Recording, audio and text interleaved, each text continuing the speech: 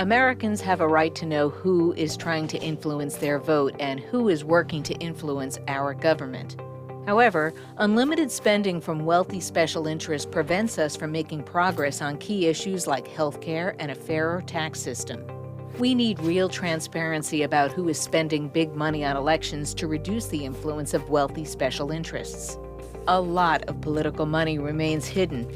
This is known as secret spending or dark money. Dark money groups can influence the political process and hide the sources of their spending from the public. This happens in several different ways.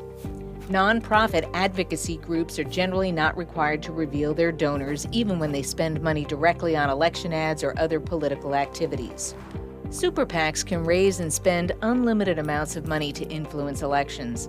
And while they must reveal their donors, individuals and groups who want to fund a Super PAC's election spending can easily conceal their identity by funneling their donations through intermediary dark money groups.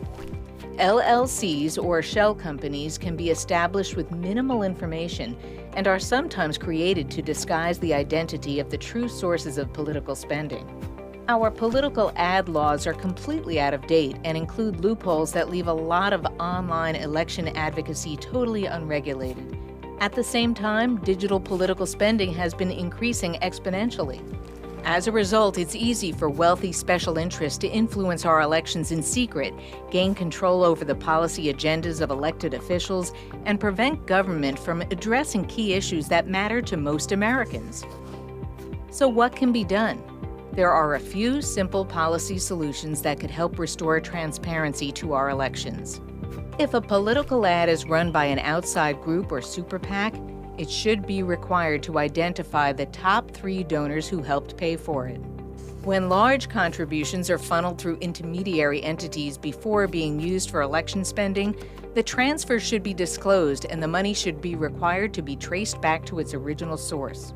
We should also update our transparency laws for digital political ads so that voters can understand who is funding the ads that run online, not just those that run on TV and radio. And the government agency whose sole responsibility is overseeing the integrity of our political campaigns needs to be functional, willing, and able to enforce transparency laws. This means fixing the Federal Election Commission. Enacting these changes would be a meaningful step toward combating dark money in our political system and protecting the voices of all Americans. Real transparency about who is spending big money on elections will mean more government accountability, less influence for wealthy special interests, and less political corruption.